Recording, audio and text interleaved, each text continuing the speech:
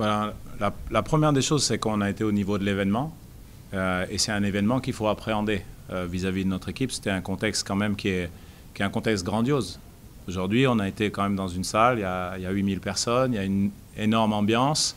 Et il y a des joueurs, je trouve, qui ont montré du caractère dans ce contexte-là. Peut-être avec un jeu un peu plus fluide en première mi-temps et en deuxième mi-temps avec des valeurs démontrées.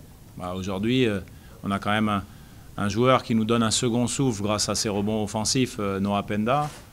Il a à peine 18 ans en deuxième mi-temps. Il fait un passage de très haut niveau pour moi.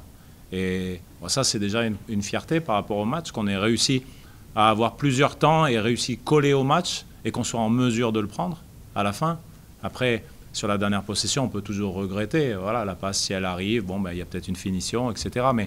Mais étant donné que Antibes a battu Laza, on est tout de même qualifié. Et donc, je trouve que ça va bien avec notre match de ce soir. Je pense qu'on s'est battu pour être une équipe au niveau du top 8 ce soir.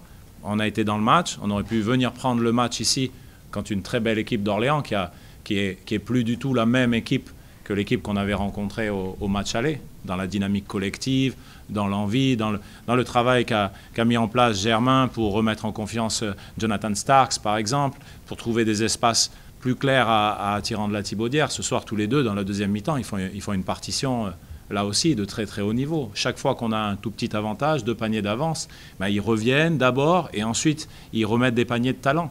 Ils ont beaucoup de paniers d'isolation, etc. Donc rester collé dans ce match, c'est déjà un premier niveau de fierté pour moi. Et la deuxième chose qui est vraiment très bien pour le club, c'est que cette année on a fait 100% de la saison, après le premier match, on a fait 100% de la saison dans le top 8. Puisqu'on n'en est pas sorti, puisque c'est grâce à ça qu'on en est qualifié ce soir. Et donc ça vis-à-vis de ce que disait Yvan, voilà, ça c'est la deuxième saison consécutive, cette année avec la 15e masse salariale et avec un projet jeune, avec énormément de jeunes joueurs français. On a 2 seuls étrangers et il y a un des 2 étrangers, ça fait 7 ans qu'il est avec moi, c'est Serge Mourtala. Il n'est pas JFL, mais pour nous il l'est à 100%.